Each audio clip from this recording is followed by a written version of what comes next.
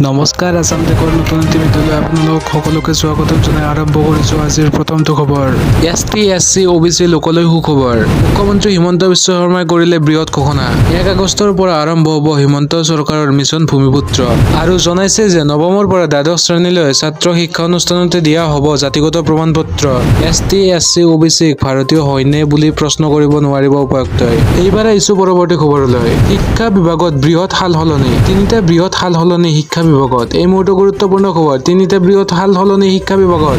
ৰাজ্যত নাথাকিব কোনো ছোৱালী আৰু ল'ৰাৰ বিদ্যালয়। ইফালে মন কৰিব যে চৰকাৰী বিদ্যালয়ত তৃতীয় শ্ৰেণীৰ পৰা বিজ্ঞান আৰু গণিতৰ বিষয় ইংৰাজীত পঢ়িব লাগিব ছাত্ৰ-ছাত্ৰীসকলে আৰু সমাজ বিজ্ঞান বিষয় এতিয়াৰে পৰা নাইকিয়া হ'ব আৰু ইয়াৰ বিপৰীতে ভূগোল আৰু বুৰঞ্জীত অন্তৰ্ভুক্ত কৰা হ'ব সমাজ বিজ্ঞানৰ পাঠ্যক্ৰম।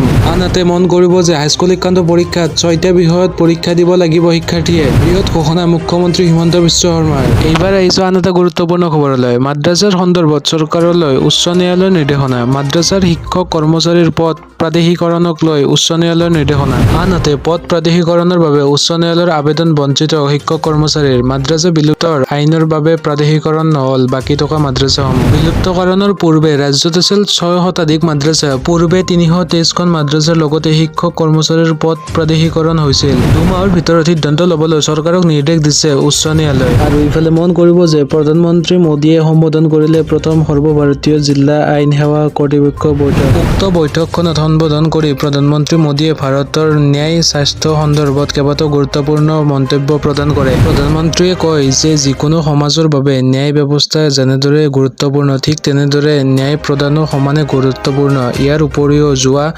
8টা বছৰে ভাৰত চৰকাৰে দ্ৰুতগতিত কাম কৰি গৈছে। ভাৰতত এতিয়া ই-আদালত মিছনৰ অধীনত কাম কৰাৰ ব্যৱস্থা কৰা হৈছে। ইয়াৰ ফলত যান-বাহন আইন উলংঘনৰ দৰে অপৰাধৰ বাবে 24 ঘণ্টাৰ ভিতৰত আদালতে কাম আৰম্ভ কৰিছে। আনহাতে আদালতত ভিডিঅ' কনফাৰেন্সৰ ব্যৱস্থাৰ বাবে আন্তঃগাঁথনিৰ কাম কৰা হৈছে। উল্লেখযোগ্য যে উক্ত বৈঠকত দেশৰ 676খন জিলাৰ জিলা আইন সেৱা কৰ্তৃপক্ষৰ বিষয়াসকল উপস্থিত থাকে। এইবাৰ আহিছোঁ আন এটা গুৰুত্বপূৰ্ণ খবৰলৈ। হাতত মাত্ৰ এটা দিন। চৰকাৰৰ ধন লাভৰ বাবে শীঘ্ৰে কৰক আবেদন। PM কিষাণৰ আঁচনিৰ eKYC নকৰিলে লাভ নকৰিব 2000 টকা। 12 নম্বৰ কিস্তিৰ বাবে eKYCৰ অন্তিম দিন 11 জুলাই। আৰু ইফালে মন কৰিব যে যদি আপুনি eKYC কৰিব নাজানে কেনেকৈ কৰিব eKYC। কিষাণৰ অফিচিয়েল ৱেবছাইট pmkishan.gov.in ত লগইন কৰিব লাগিব। লগইন কৰাৰ পিছত লাভ কৰিব eKYC অপশ্যন। eKYC অপশ্যনত ক্লিক কৰাৰ পিছত আধাৰ নম্বৰ অন্তৰ্ভুক্ত কৰিব লাগিব। তাৰ পিছত ইমেজ কোড অন্তৰ্ভুক্ত কৰিব লাগিব। ইয়াৰ পিছত মোবাইল নম্বৰ অন্তৰ্ভুক্ত কৰিব লাগিব। OTP অন্তৰ্ভুক্ত কৰাৰ পাছতে eKYCৰ প্ৰক্ৰিয়া সম্পূৰ্ণ হ'ব।